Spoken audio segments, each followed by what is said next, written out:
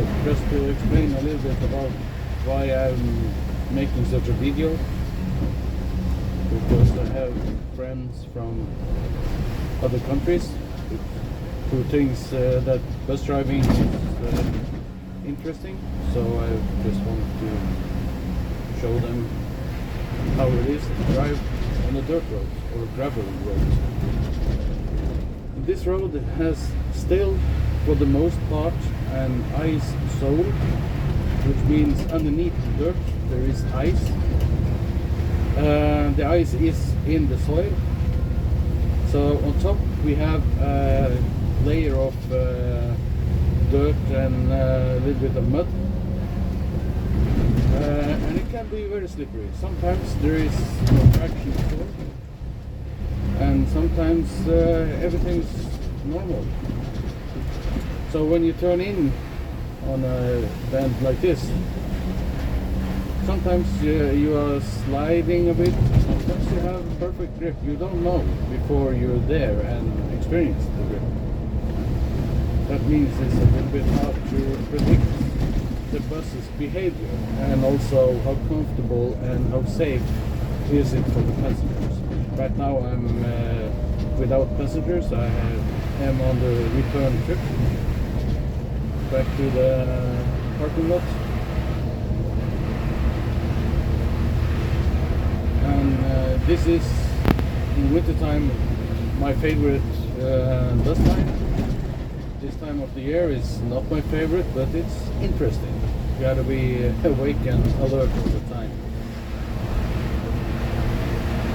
So since there is still an ice sole in the road, it means that we don't bugger down the bus. If I stop, I will not be stuck in the mud, because it's like 3-4 centimeters of the topsoil that is not frozen. So an inch and a half maybe it's not frozen. And underneath the ice is in the soil, so it's still traction if I were to slip and slide a little bit and maybe spin the wheels a little bit. I'm not going to try to do anything like that, stop in a hill and so on, unless of course I have to because of traffic. So there you had a little incident where I turned the wheel and nothing happens, and all of a sudden I get traction again and I have to reduce the angle of the wheel.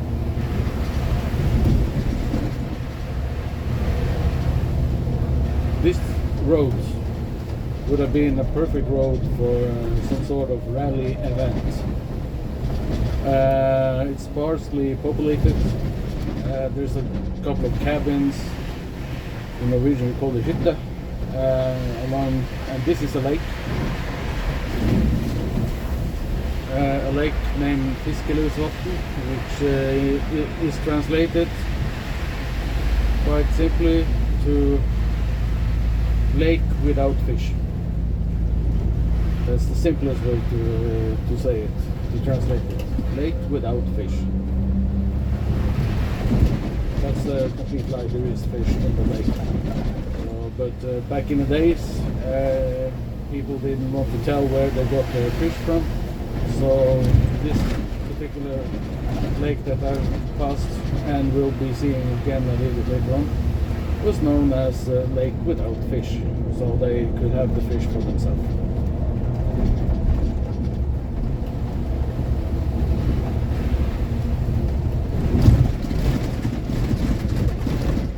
Also, there's a lot of potholes, and some places there are so many potholes that you cannot drive carefully over them.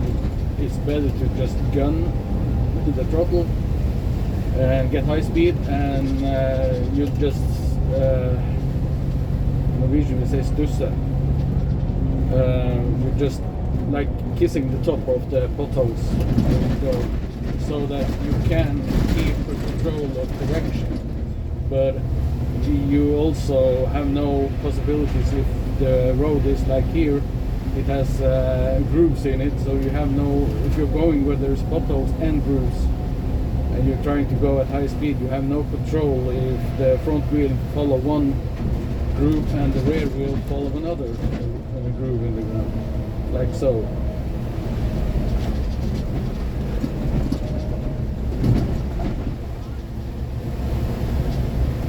So here is the same lake again, and we will see it a little bit later on.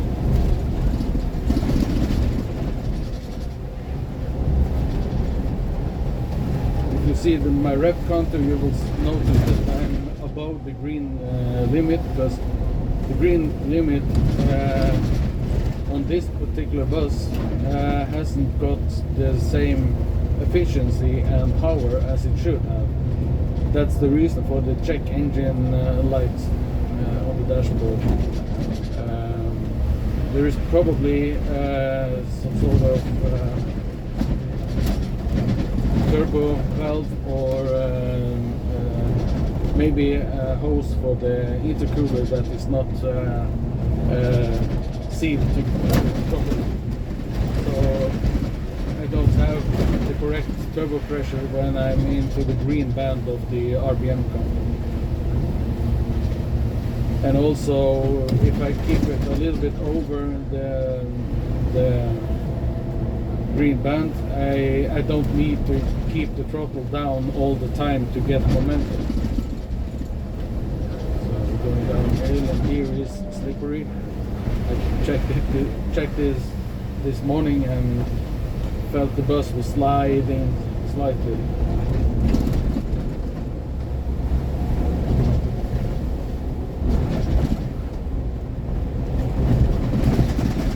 Trying to avoid some potholes. There's somebody in one of these cabins. We don't see them from the road though. Normally.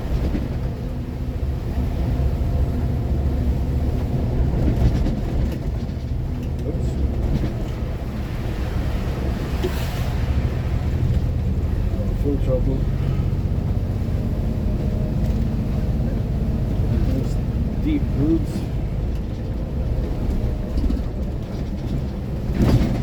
This area is also very slippery.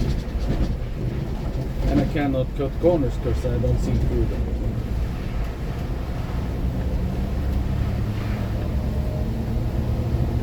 The scenery is very beautiful.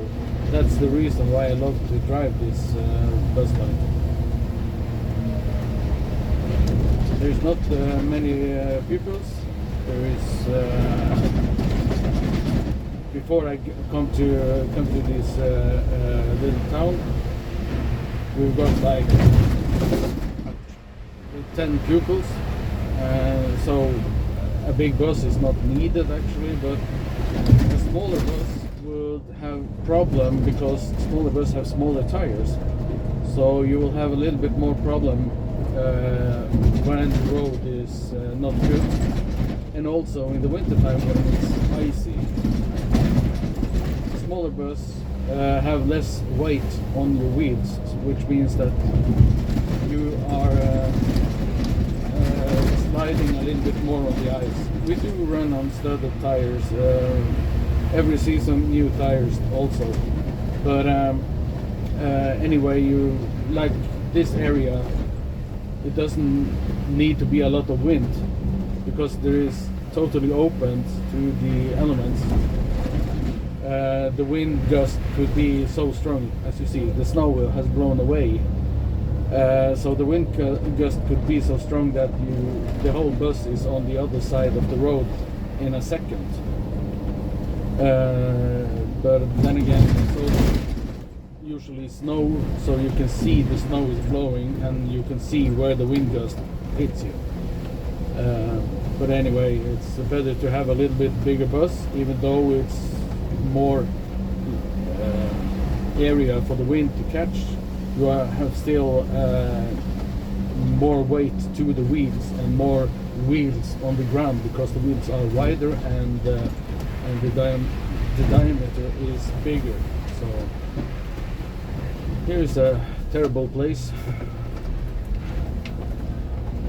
if you're going more than 20 kilometers, this is a Volvo bus, then the nose of the bus hits the ground because the suspension will try to soften it. So 20 kilometers is the maximum, and you have still ground clearance.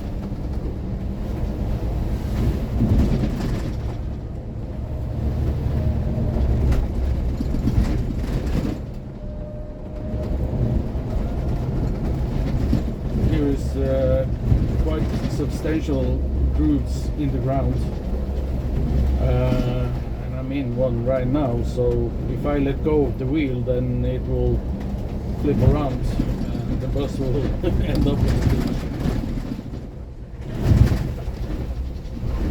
And we are now in the 18th of April, and this is quite normal with the amount of snow that you see on the side of the road. There you had it. I was underneath the green band of the RPM counter, and there was no power when I had the throttle on the floor.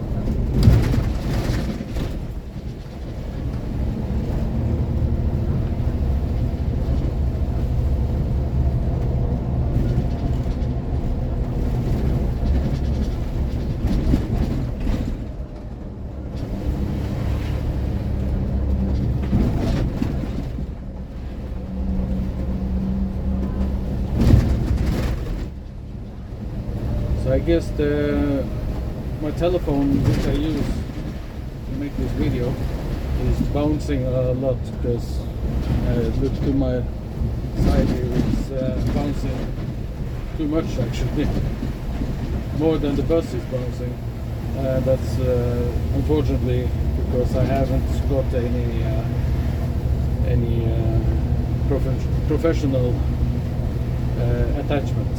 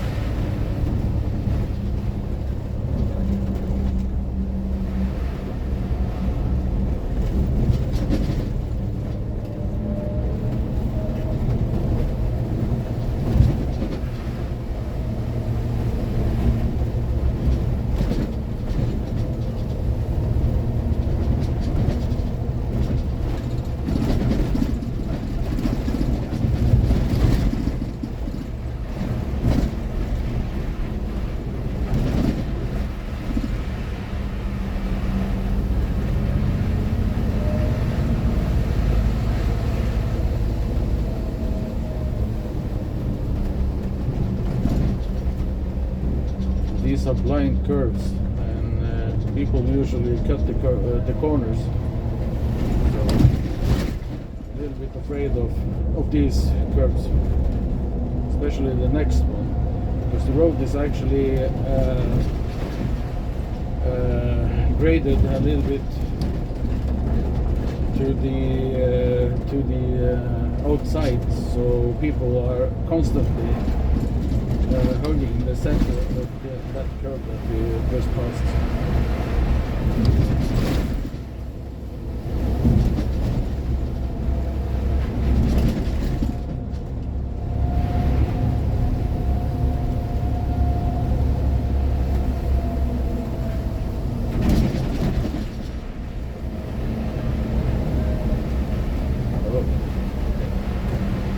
I was sliding a little bit.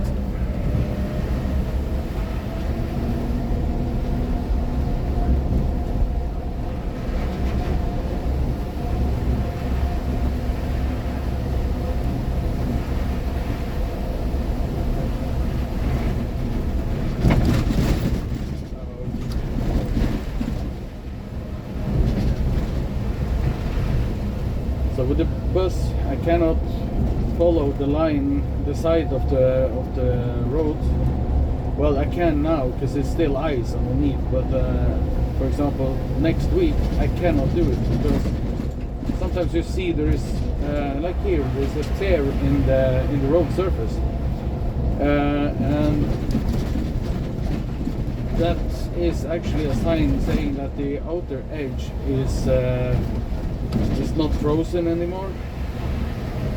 So if I go out on the side of the road to balance in case I meet another big vehicle or a tractor or something, then I could be sliding into the ditch even though I'm stationary. So it's a little bit dangerous to actually be stationary. The best option is to keep moving, because as long as you are moving, you have the momentum for the wheels, so that you can steer. You can change your line of movement. Oh, I'm sliding. But also the weight on the ground underneath the wheels are not as big as if you are stationary. So I've seen the results of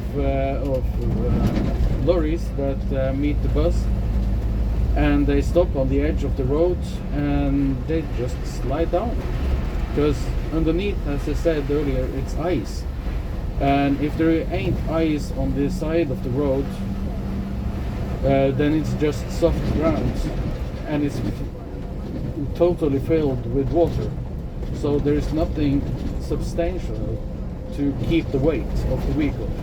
Sure, you have the left side of the vehicle on the road, but if you are sliding, then you're just pulling the gravel along, because you are essentially on top of ice.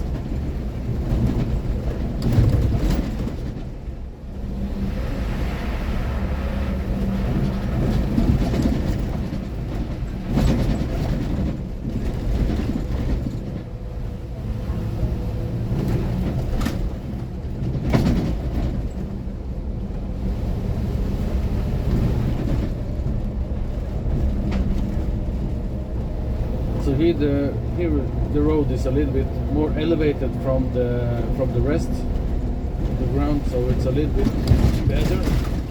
But then you get potholes. I was lucky I had the perfect line to get away. But here there is no way.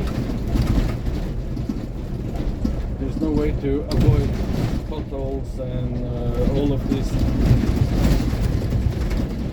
stones that is underneath the road surface. Some places, when it's drying up, you can see underneath the sand that there is traces of trees, branches and roots and so on, because that is what they made this road of. There's no big stones, boulders underneath the road, because where there is wetlands, they used to cut down the trees, especially the branches and the roots. What they could use as firewood were used as firewood, and they made a foundation for the dirt road of that, so it did not sink down into the ground. But back then, a big lorry weighed almost 10,000 kilo, and today that is not a big lorry. That's a small one. So what we have as a small lorry today were the big lorries back in the day when the roads were constructed. Also, the road is quite wide, but it's not made to be wide. It was actually higher off the ground. But what they do use to repair the road with is a grader. When it's dried up a bit, they run the grader over the road to get some sand and stones back into the potholes, and also take away the grooves in the road. But that also means that there is a bit of sand and stone chips and so on sliding off the road and into the ditch, and that's what happened. So the road is like very wide, more wide than it should be. So that's also one of the problems for the edge of the road. As I said, it's dangerous for a big vehicle because if you park there, you slide out. Remember the trees and branches I was talking about, it's underneath the midsection of the road, right? So you can see, like here, the midsection of the road is the best part of the road, except for the potholes. But you are easily sliding on the edge, and also there is no. It feels softer, even for a small car. You can feel that the road on the edge of the surface on the edge of the road is softer.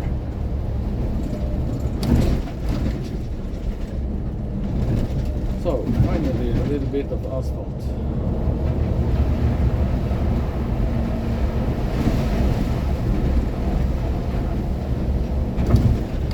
But even asphalt is not even.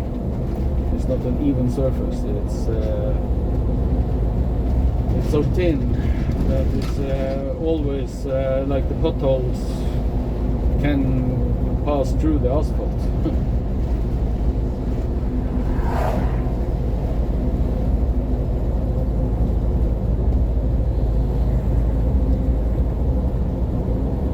But as for the scenery, this is something else.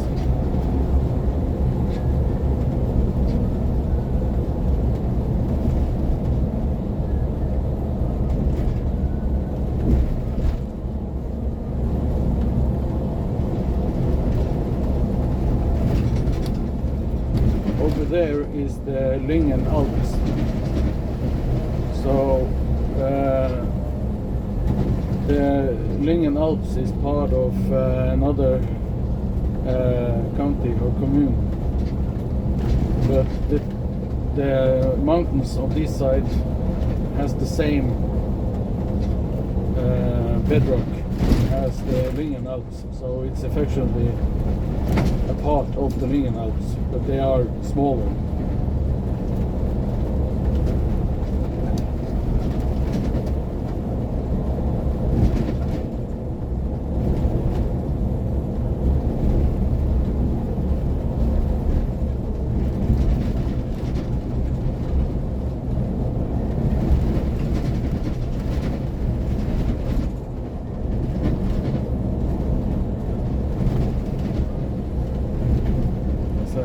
Looking to my right and see the telephone bouncing up and down, I understand that I have to get some proper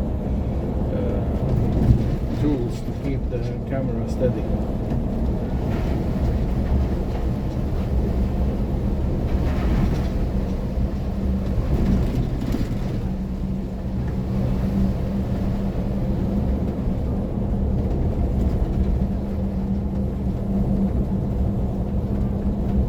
Even though it's asphalt on this road, this part of the road, they didn't do anything extra before they put the asphalt on, except for using the grader to get rid of the visible potholes and also fill in the grooves in the sand.